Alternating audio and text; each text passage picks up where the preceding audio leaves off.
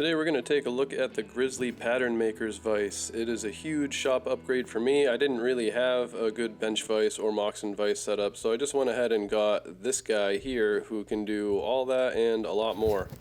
Basically, it's awesome. So here are some shots of everything right out of the box. My first impressions are that this is seriously heavy duty. It's very heavy. First off, very sturdy, very high quality parts. The jaws seem to be made of beech, at least I think that's what it is, and the rubber pads on them are really great for not marking up the workpiece and holding things really, really well.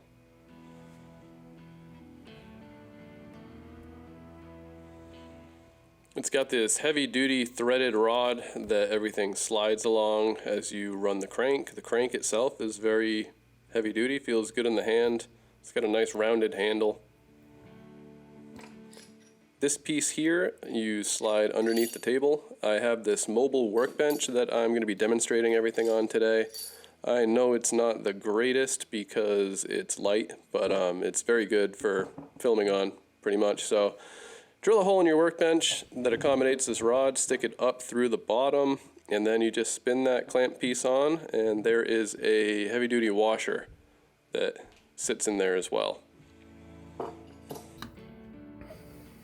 Here's a shot of the clamp that goes on the underside of the table. You just work that up and snug the vise to the table. The handles could be longer on this, but it's very heavy duty. I like little knobs at the end, make it easy to grab.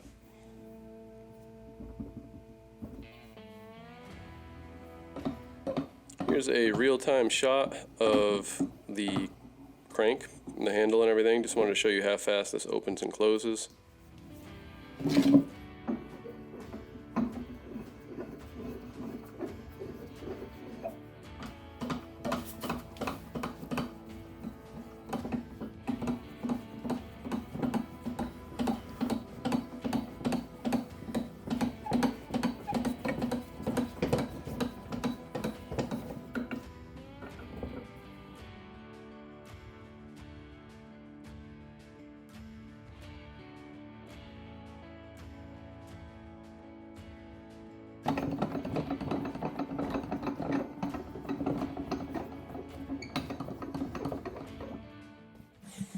Now I'm going to get you a close-up of the pads on these jaws. They're super shiny right now, I can see myself in them, but seem to be pretty sturdy, like they're going to last on there and not just get chewed up by a couple uses.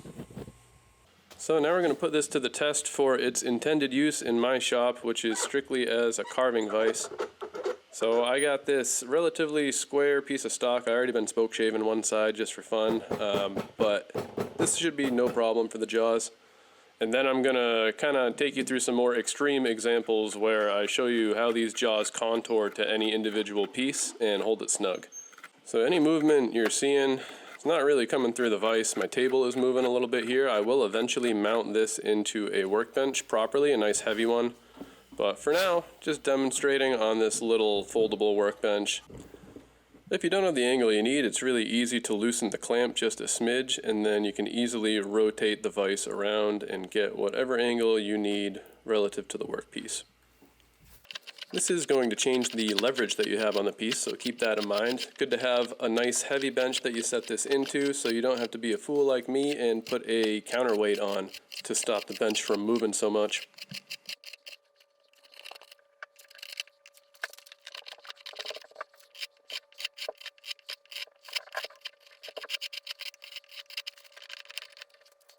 Now we're going to take a look at how the vise does with having rounded edges. So I'm going to take my spoke shave and knock this down a bit, make it harder for something like a traditional vise to hold in place.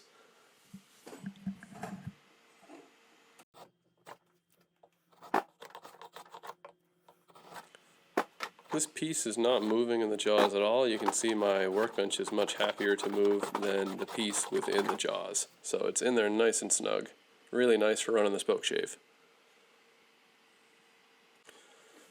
So now you'll see that I've kind of tapered both sides a little bit and rounded them. Just made it so that neither side is flat whatsoever.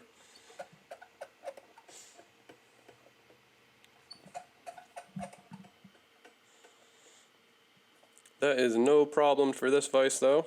Take a look at the jaws. They're going to make a little micro adjustment and they're going to hold this exactly how it should be held.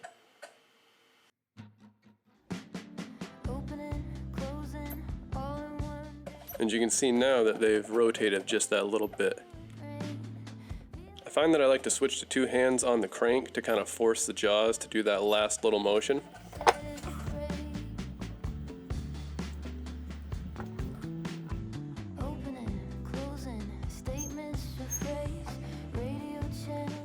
Alright, well, this is kind of a little bit more extreme. You can go ahead and hold something like this in your vise as well. The jaws are going to contour to it perfectly. The more surface area that they are contouring along, the better. And this is a great way to sharpen small tools like this. See how sturdy that is in there, even though the jaws had to move to contour to it.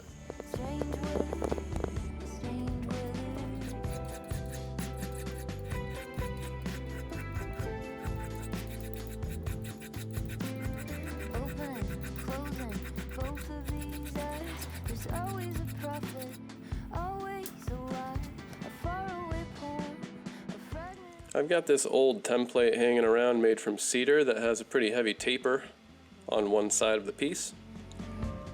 Now let's have a look at what the jaws do as they encounter this.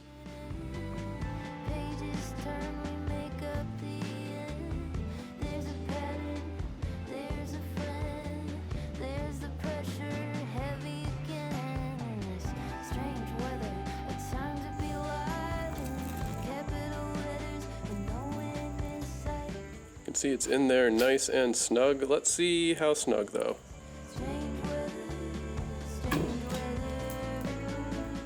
So you can see there's a really good hold on that, even pushing down at the point of weakness, you know, the other end of the lever, still not moving in the jaws.